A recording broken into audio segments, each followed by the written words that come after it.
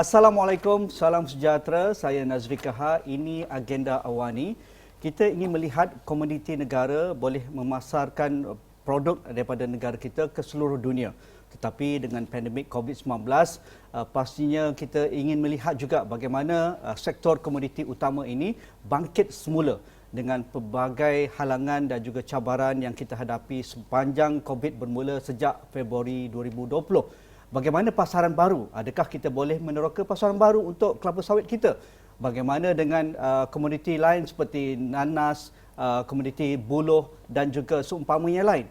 Adakah kita perlu melakukan lebih banyak inovasi dan juga cara ingin memasarkan produk-produk komoditi utama kita pada masa kini dan juga masa akan datang. Jadi pada malam ini Menteri yang bertanggungjawab untuk melihat komoditi dan juga industri komoditi kita Yang Berhormat Datuk Dr. Muhammad Khairuddin Aman Razali, Menteri Pusat Peladangan dan Komoditi. Apa khabar, Datuk? Ya, sihat. Terima kasih kerana sudi bersama agenda Awani pada malam ini. Terima kasih kembali. Selepas berapa bulan ni, Datuk, lepas kita melalui fasa PKP dan juga pandemik COVID-19 ini, pastinya rakyat ingin tahu di mana status komoditi negara pada ketika ini. Ya. Terima kasih Saudara Nazri. Pertama sekali bila berlaku pandemik COVID-19 ini dan dunia boleh kata seolah berhenti sekejap. Ya. Tetapi untuk kita di Malaysia, kita mengambil strategi membenarkan untuk komoditi sawit ini beroperasi, termasuk juga dengan getah. Jadi walaupun berlakunya pandemik, kita masih lagi boleh bertahan. Dan menariknya bila mana berakhir pandemik, kita masih mampu untuk memasarkan produk kita kerana kita telah ada bekalan yang kita sediakan sepanjang tempoh COVID berlaku. Jadi kita lihat dari sudut angkanya, nilai dagangan kita untuk peringkat semua komoditi kita 82 bilion. Lebih tinggi daripada 6 bulan pertama 2019 yang hanya 79.8 bilion. Itu menunjukkan satu tanda aras yang baik dikala kita menjangkakan tentulah permintaan begitu rendah dan berlakulah pengurangan dari nilai dagangan, tapi tidak. Sama juga kalau kita lihat pada pendapatan ekspor juga meningkat kepada 63.7 bilion berbanding pada tempoh yang sama 6 bulan pertama tahun 2019 hanyalah dalam 61.1 bilion. Itu menunjukkan bahawa untuk Malaysia dari sudut komoditinya kita masih bukan saja boleh bertahan, bahkan meningkat. Antara faktornya kerana harga sawit itu sendiri melonjak naik. Kalau sekarang di awal pada bulan 3, bulan 4, harga CPO, minyak sawit mentah sebagai contoh, harganya ialah sekitar 2,000 saja. Ramai yang menjerit kerana kesukaran. Tetapi sekarang harga CPO 2,900 ke atas. Termasuk juga buah tandang segar pada bulan 3 dan 4 dulu hanya sekitar RM300 per tan. Sekarang RM600 per tan. Jadi semua orang senyumlah sekarang. Ini saya kata walaupun berlaku pandemik, ada kebaikan pada kita di sektor sawit dan beri kesan pada keseluruhan sektor komoditi kerana sawit sendiri menyumbang sebanyak 51% lebih untuk semua komoditi. Jadi saya lihat satu sudut kita punya sawit meningkat, beri income yang besar. Yang kedua termasuk juga satu lagi getah. Walaupun kita ada permasalahan pada harga di peringkat ladang bagi kap lam sekerap, tetapi kita lihat kita punya peningkatan pada hasilan latex yang dipanggil sarung tangan getah perubatan yang kita Malaysia pembekal 65% daripada kepulauan dunia kita bekalkan. Jadi kita juga meningkat naik dari sudut bekalan sarung tangan getah perubatan ini hingga kita lihat angkanya hari ini boleh melahirkan hingga 5 orang milioner dalam masa yang singkat untuk projek sarung tangan getah ini. Hingga semua syarikat ini yang dilistkan di bursa semua meningkat naik dari sudut saham mereka dan kemudian mereka mula bergerak untuk menambah dari sudut kilangnya dan sebagainya. Itu adalah positif daripada pandemik yang sedang berlaku. Namun begitu ada sektor-sektor yang kita sedang bangunkan dan kita bertahan seperti mana sektor kayu-kayan, sektor koko, sektor lada dan sektor kenaf ini sedang kita gerakkan. Tapi kalau kita imbang pada semua keadaan secara keseluruhannya, kita masih berada pada tahap yang boleh menggembirakan kita dan itu barangkali juga hikmah daripada COVID-19. Okey, Datuk, sebelum kita nak lihat bagaimana pasaran tradisi kita ataupun pasaran tradisional minyak sawit kita, kita tahulah negara-negara Amerika Syarikat, China, India dan juga Pakistan ini antara pasaran besar minyak sawit kita. Tetapi Datuk dah pun bercakap tentang ada komoditi yang meningkat naik yang begitu mendadak sekali, iaitu getah. Walaupun kita tahu syarikat-syarikat yang berkaitan dengan latex ini, sarung tangan getah dan juga yang mengeluarkan bahan-bahan getah yang bersangkut paut dengan perubatan ini meningkat naik pasarannya, antara yang terbesar di dunia, dan juga sahamnya naik di Bursa Malaysia. Tetapi adakah pulangannya kembali kepada pekebun kecil kita, terutamanya penoreh-penoreh kita? Itu yang kita tengok sekarang. Isu sarung tangan getah, ramai orang tanya saya, dia kata, YB, kenapa sarung tangan getah sampai begitu kaya melonjak naik? Kami di kampung tak ada apa-apa. Kerana jawapannya ialah sarung tangan getah perubatan ini datang daripada hasil latex, susu getah. Ada pun orang kampung kita, dia buat kad belam, dia buat getah skerap. Getah skerap permintaannya rendah sepanjang tempoh berlaku COVID-19. Jadi harganya sangat bezalah keadaan. Jadi walaupun hebatnya sarung tangan getah perubatan hingga melahirkan 5 bilioner, kesannya tidak ada sangat kepada pekebun kecil kita ini. Kerana 90% daripada keperluan latex kita import daripada Thailand. Begitu ceritanya. Hanya 10% daripada Malaysia. Apatah lagi sarung tangan getah perubatan pula 65% daripada nitril, daripada getah sintetik, bukan daripada getah asli. Ini semua faktor-faktor. Tetapi walaupun begitu, tetap sarung tangan getah perubatan ini memberi income pada negara dari percukaian dan sebagainya. Cuma dari situlah kita lihat peluangnya begini. Saya mula mengajak rakyat untuk melihat perkara ini. Daripada hanya orang kampung kita yang ada jumlahnya hampir 457,000 orang sebagai penoreh getah yang dipanggil orang B40. Dulu mereka banyak fokus kepada getah skerap. Maknanya mereka potong getah, kemudian biarkan dia menitis, besok lusa tulak baru kita collect. Tapi kita kata kenapa tidak buat latex? Latex ini kita potong pagi, kita toreh pagi, waktu yang sama tengah hari nak kena kutip. Ini yang kita nak ajak mereka buat. Cuma timbul hadangan dan juga cabaran. Dia kata penat, letih, masa tak cukup, mereka telah berusia 50-an ke atas. Jadi kita kata kalau begitu kita perlu bergerak ajak anak muda ke ladang. Ajak mereka turun ke ladang untuk mereka ubah persepsi ini. Sebab saya lihat begitu banyak ladang-ladang yang getah ini terbiar yang tak diusahakan sebenarnya kerana faktor harga yang rendah. Dan kita katakan bahawa kalau getah skerap sekarang harga sekitar RM2.17 di ladang, kalau kita buat latex harganya RM4 ke atas, sekali ganda sebenarnya. Jadi kita ajak mereka buka mata. Oleh kerana tidak mudah kita nak buka mata semua orang. Tetapi kita buat satu projek yang kita panggil Koridor Latex Pantai Timur. Kita mau jadikan Kelantan, Terengganu, Pahang sebagai satu koridor yang kita bergerak kepada secara besar-besaran kepada latex. Supaya rakyat melihat. Itu saya kata tadi, hikmah pada pandemik tadi, bila rakyat mula melihat betapa sarung tangan getah perubatan marketnya sangat besar dan dia bersifat jangka masa panjang. Selagi manusia ada, selagi ada orang sakit, selagi ada penyakit, keperluan itu pasti ada, maka rakyat perlu lihat perkara ini dan mereka kena bergerak ke arah itu. Itu yang kita sedang usahakan sekarang sebenarnya. Okey, itu penjelasan yang agak detail daripada Datuk berkaitan dengan mengapa ada perbezaan yang ketara apabila pasaran latex begitu tinggi, tetapi pekebun kita masih bergelut dengan harga yang lama, iaitu mengeluarkan getah scrap. Bagi langkah yang diambil oleh pihak kementerian berkaitan dengan pasaran ekspor minyak sawit, ini sentiasa menjadi perdebatan. Apatah lagi dalam pandemik COVID-19, negara-negara yang kita sentiasa tradisinya mengimport berbilion-bilion saban tahun, bagaimana Datuk? Ya. Dia negara terbesar yang import daripada kita ialah India. Dan pada awal tahun 2020 kita lihat berlaku penurunan kepada permintaan di India disebabkan faktor politik. Maka bila mana Perikatan Nasional mengambil alih kerajaan, perkara yang pertama kita fokus ialah membetulkan persepsi dan membetulkan hubungan dengan India. Dan alhamdulillah di peringkat kabinet telah mengarahkan saya untuk membuat kunjungan hormat ke India untuk bincang lebih lanjut. Dan sebelum itu pun kita telah mula buat kerja untuk berunding. Dan kesannya ada, iaitu permintaan kepada Said mula tinggi. Kemudian berlaku pandemik. Selepas berlaku pandemik pun kita masih kempen lagi sepanjang tempoh pandemik. Saya buat tali video dengan satu kerajaan negeri di India namanya Telangana.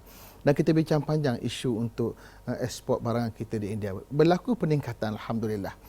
Cuma sekarang ni berlaku pula isu yang besar lagi pandemik di India, berlaku sedikit gangguan. Tetapi kita katakan India yang dulu masalah kita dah mula berjaya bina balik keadaan. Tetapi kita tidak boleh bergantung kepada pasaran yang sedia ada.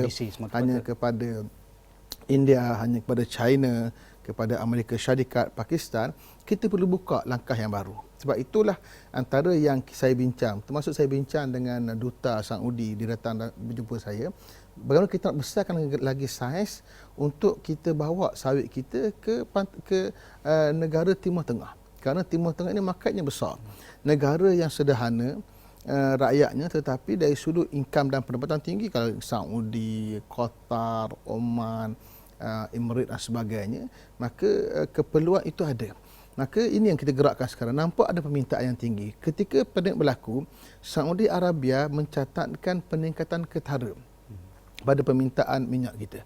Artinya ruang itu ada. Termasuk juga kita lihat balik bagaimana ruang dan peluang menerusi Afrika. Bukan hanya utara, Afrika Tengah dan Afrika Barat dan Afrika Timur. Kita fokus. Berarti kita buka laluan baru. Dan saya pun baru ni kebetulan saya ke Turki pada 3 hingga 7 hari bulan baru ni. Nanti kita bincang di Turki ialah untuk bawa sawit kita tambah lagi. Kalau di Turki sebagai contoh, sebelum ini hanya 700,000 tan sahaja.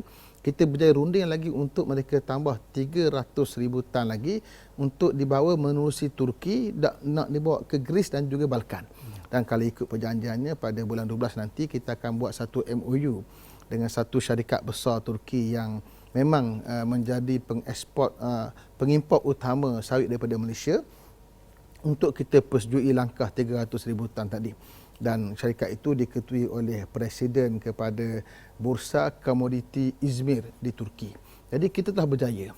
Jadi kalau kita lihat kejayaan ini dan kita lihat lagi ruang-ruang yang lain, kita lihat kita ada peningkatan pada permintaan di Vietnam, permintaan di Filipina, permintaan di Myanmar dan juga Bangladesh. Artinya kita kena buka pasaran baru ini. Kita boleh teroka lagi. Saya rasa saya sangat yakin bahawa kita masih mempunyai ruang yang banyak untuk kita pasarkan kita punya sawit. Walaupun sebenarnya harga sawit kita lebih tinggi berbanding yang dikeluarkan oleh Indonesia kerana kualiti dia. Tapi kita masih lagi bertahan untuk memberikan yang terbaik kepada rakyat, kepada dunia. Ya. Saya yakin bahawa dengan harga yang tinggi sekarang, maka Malaysia boleh mencatat pendapatan yang sangat lumayanlah daripada sawit ini. Betul.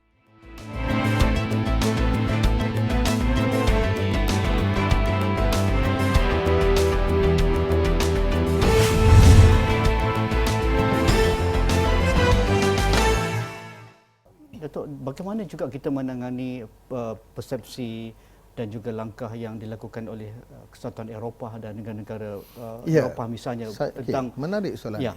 Bagaimana kita menguruskan ladang sawit kita dan kita sentiasa juga mempromosikan RSPO dan sebagainya supaya diamalkan oleh para pekebun dan juga ladang-ladang kita. Jadi di mana status kita sekarang?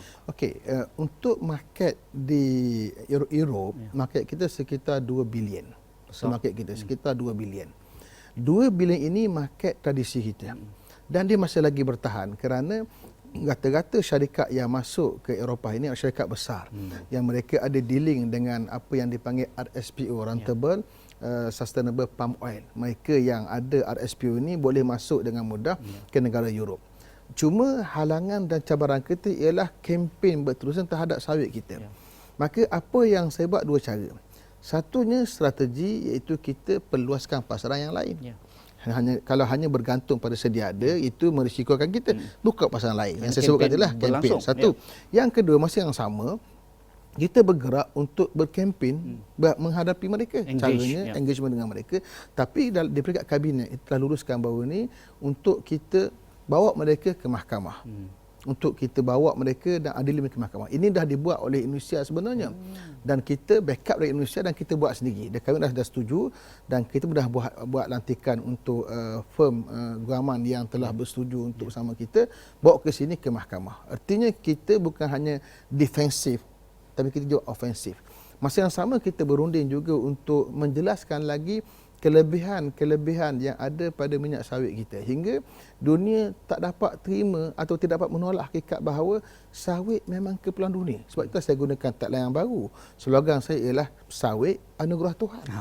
Untuk menegaskan bahawa kamu dunia tidak boleh menolak sawit daripada pasaran dunia. Ia keperluan. Kalau kita lihat di pasaraya, kalau daripada pasaraya itu ada 20 produk, lebih daripada 10 produk adalah mempunyai kaitan dengan sawit. Itu di pasaraya menunjukkan betapa sawit ini berada di mana-mana.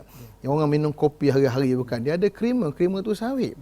Yang margarin, macam-macam benda lagi. Jadi kita katakan bahawa sawit ini satu anugerah Tuhan yang sangat banyak dia punya khasiat dan juga kelebihannya hingga dunia tak boleh tolak. Kalau sekiranya Europe berkempen menentang kita dengan tujuan sebenarnya untuk melariskan dia punya pasaran soya dia, bunga matahari dia. Kita katakan itu you punya produk, tetapi kami punya produk lagi baik dan kita yakin dengan kebaikan itulah rakyat tetap akan terima produk kita walaupun dicuba dihalang oleh pihak. Dan kita juga bergerak kepada satu standard yang kita panggil MSPO, Malaysia Sustainable Palm Oil, untuk menyatakan bahawa kami mengeluarkan sawit dengan standard environment yang sangat tinggi, dengan standard kelestarian yang sangat tinggi yang tak boleh dipertikaikan oleh manusia. Kerana itu tidak ada alasan lagi untuk mereka menentang ataupun menghalang kemasukan sawit kita ke sebelah Europe. Jadi itulah semua strategi secara holistik yang kita buat, bukan hanya satu cara. InsyaAllah dengan cara itu kita boleh terus gagah bertahan di Europe. Masa yang sama kita kembangkan lagi pasaran ke seluruh dunia insyaAllah. Dan akhirnya Datuk, kembali kepada penanam kita, pekebun kecil kita, pemilik ladang kecil dan juga pemilik ladang korporat dan sebagainya. Bagaimana MSPO dan RSPO ini menjadi sebagai amalan yang rutin kepada penanam sawit kita. Apa kempen yang dilakukan oleh MSPO ini kalau kita ganding dengan yang lain seolah satu standard amalan pertanian baik. Kalau di peringkat pertanian kita guna amalan pertanian baik. Tapi di peringkat sawit kita amalan komoditi baiklah, tapi khusus. kita gunakan tagline kita gunakan standard MSPO, Malaysia Sustainable Palm Oil.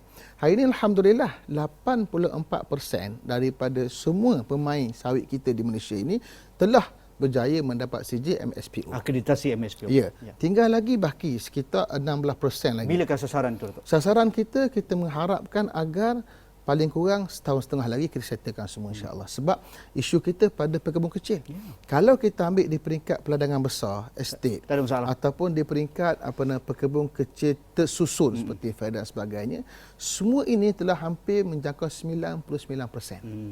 Yang tinggal lagi ialah golongan pekebun kecil. Ini yang kalau kita kata baki 16% tadi kat sini duduk. Cuma di peringkat ini kita baru berjaya kempen dan memberikan mereka MSP untuk 24%. Baki lagi kita akan usulkan segera mungkin. Artinya kita tidak jauh lagi dah untuk mencapai kita punya sasaran. Dan insya-Allah dengan MSP itulah kita boleh tunjukkan bahawa sawit kita adalah sangat berkualiti tinggi. Okey, Datuk. Bagi komoditi lain seperti getah, apa sasaran kementerian Datuk untuk memastikan kita mempunyai satu pasaran yang sustainable, yang lestari. Dalam masa yang sama, kita ingin melihat ada satu ketika dahulu pekebun kecil kita, penoreh kita ni, walaupun Datuk dah terangkan tadi, seolah mati segan hidup tak mahulah.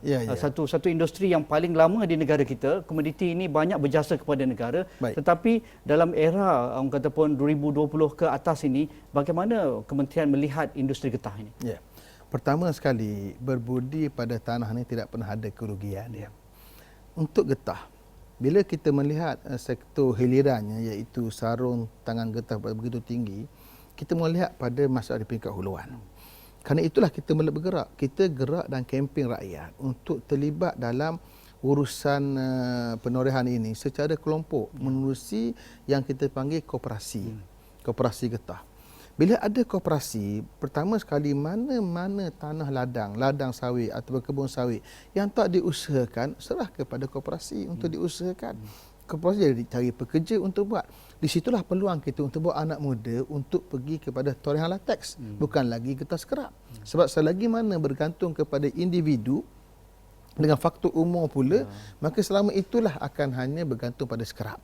Kalau kita pergi kepada peladangan ataupun kebun secara tersusun, menerusi pengurusan penggajian yang baik, maka kita boleh gerakkan usaha latex tadi. Satu. Yang kedua, bila mana latex ini ataupun getah tadi disusun oleh satu organisasi yang baik, maka pembeliannya akan meningkat dari sudut harga. Kalau harga dulu kena hantar pada orang tengah lagi dan sebagainya, sekarang direct dibeli oleh koperasi. Itu cara kita tingkat harga. Kemudian koperasi pula kita sedang gerakkan untuk mereka terlibat pada sektor hiliran, iaitu proses getah di tempat dia, kemudian guna di tempat dia juga untuk buat produk-produk yang bersifat hiliran. Kita ada banyak downstream. Kita ada banyak sebenarnya teknologi yang telah dikaji dan disusun, dibuat oleh LGM, Lembaga Getah Malaysia, yang membolehkan rakyat terlibat dengan industri kecil-kecilan untuk produk berasaskan getah. Sebagai contoh, dia kata mat ataupun selipar getah, ataupun bantal untuk tidur, bantal daripada latex. Ini semua peluang-peluang untuk usahawan kecil bergerak, tapi kita nak dia bergerak melalui koperasi. Kemudian itu di peringkat kita kata kecil. Yang besar sikit lagi ialah hari ini kita mula bergerak untuk mengajak balik syarikat-syarikat tayar datang melabur di Malaysia. Kerana ini kita lihat tayar ini besar. Negara kita ada 6 syarikat tayar yang mana kita import tayar kita keluar, tapi kita beli tayar luar lebih besar daripada yang kita import. Kalau kita boleh besarkan lagi saiz penggalangan tayar ini, maka automatik permintaan kepada kaplam kita, permintaan pada getah sekerat akan jadi tinggi di peringkat dalaman kita. Bila tinggi permintaan, maka harga kita boleh kawal. Hari ini harga getah di peringkat ladang tak boleh kita kawal sebab dia harga peringkat dunia. Kerana Malaysia negara yang ke-7, bukan negara yang pertama mengeluarkan getah. Yang paling tinggi ialah 4.1 juta 1 juta tan dikeluarkan oleh Thailand. Indonesia nombor 2, kita nombor 7. Hanya 600,000 tan saja. Dan kalau kita nak bergantung pada harga di peringkat antarabangsa, maka kita akan berhadapan masalah dengan harga yang rendah. Tapi kalau kita boleh buat peringkat kita, peringkat Malaysia, kita besarkan permintaan domestik kita, maka kita boleh angkat sedikit harga, kerana itu yang diminta oleh industri tadi. Ini cara kita bergeraklah. Jadi kalau secara holistik kita bergerak, cuma kita perlukan masa, insya-Allah kita boleh perkasakan getah di peringkat huluan, sama ada pada getah sekerapnya, pada harganya, dan kita besarkan pada saiz latexnya, dan kita besarkan pada orang yang terlibat dengan getah tadi. Bukan hanya orang tua, kita nak orang-orang muda yang terlibat. Okey, sekali Datuk, dalam semua dalam agro community kita ini, selain daripada getah dan juga sawit, apa ataupun tujahan baru bagi kementerian? Ya, saya sebenarnya lebih suka fokus pada satu sektor yang kurang diberi perhatian sebelum ini. Contohnya kenaf. Kenaf ini satu komoditi baru yang ramai orang tak tahu pun. Mungkin Cik Nazri pun tak tahu apa itu kenaf. Kena Google selepas ini. Kenaf ini satu komoditi masa depan saya sebut. Di mana kita boleh buat dengan kenaf ini macam-macam benda bentuk fiber. Sangat banyak. Termasuklah pulpa, kertasnya, produknya, macam-macam benda yang kita boleh buat. Dan dari sudut peladangan, penanamannya, income yang tinggi. 1 hektar memberi income untuk 4 bulan sebanyak RM5,000. 1 hektar, kalau buat 2 hektar, RM10,000. Boleh tanam 2 musim, 8 bulan. 8 bulan boleh dapat RM10,000. Apa masalah sebelum ni, Datuk, tentang kenaf macam? Tak diberi perhatian yang kita ada lembaga kenaf tu? Ya, lembaga sedang bergerak, tapi mungkin perhatian kurang diberikan, maka saya ambil tanggungjawab. Kita bincang dengan kerajaan Terengganu, bincang kerajaan Kelantan, bincang dengan kerajaan Kedah, bincang dengan kerajaan Pahang untuk meluaskan lagi saiz penanaman. Dan kita nak bina lagi kilang yang banyak untuk proses kenaf. Artinya saya nak beri satu tumpuan kepada sektor yang kurang diberi perhatian. Itu contoh dari sudut kenaf. Satu lagi koko. Koko ini dari sudut pengisarannya sudah masyhur, kita negara yang kedua terbesar di Asia mengisar koko, tetapi pada sudut produk coklat sebagai contoh. Yang marketnya sangat besar, kurang diberi perhatian. Dunia terkenal dengan coklat Switzerland, coklat Belgium. Tapi Malaysia coklat macam mana? Ini yang saya beri perhatian. Maka kita mula buat kerja. Saya umumkan Langkawi sebagai hub coklat. Kita umumkan juga target kita untuk menjadikan Sabah juga sebagai hub coklat yang terkenal. Erti kita bergerak bangunkan benda yang kurang diberi perhatian. Okey. Menarik. Saya cerita koko ni saya teringat sahabat kita di Kiulu di Tampuruli Sabah, antara pekebun kecil koko. Saya pergi ke ladangnya, memang sukar untuk menanam koko tapi pasarannya begitu tinggi. Beliau mengubah kehidupan sebagai anggota keluarga yang dalam kategori 4B40 itu, tapi sekarang sudah melonjak sedikit. Sebulan boleh dapat 3,000, 4,000. Alhamdulillah. Tapi itulah perlu ada promosi yang bagus, perlu ada tempat ataupun pengasingan dan perkumpulan yang hebat untuk pekebun kecil, dan downstream yang dekat. Kalau di Sabah, Sabahlah. Kalau Datuk dah bagi pengumuman itu, cantiklah Sabah antara berpotensi untuk menanam koko secara besar-besaran. Terima kasih Datuk. Datuk kena datang lagi lah. Tak cukup masa. Tak cukup masa. Koko pun tak habis lagi kita bincangkan. Kenaf pun tak habis kita bincangkan lagi. Tetapi itulah kita mempunyai hala tuju yang besar dalam agrokomoditi negara. Pastinya perlu ada gambling semua pihak, stakeholders bukan hanya kerajaan, pemegang taruh pihak korporat, NGO, pekebun kecil, orang kampung dan kita semua untuk melihat komoditi menjadi sumber utama pendapatan negara kita. Sekian agenda Awani pada malam ini. Terima kasih Datuk Dr. Muhammad Khairuddin Ahmad Razali, Menteri Pusat Peladangan dan juga Komoditi Negara kita. Assalamualaikum, insya-Allah kita jumpa lagi. Terima kasih.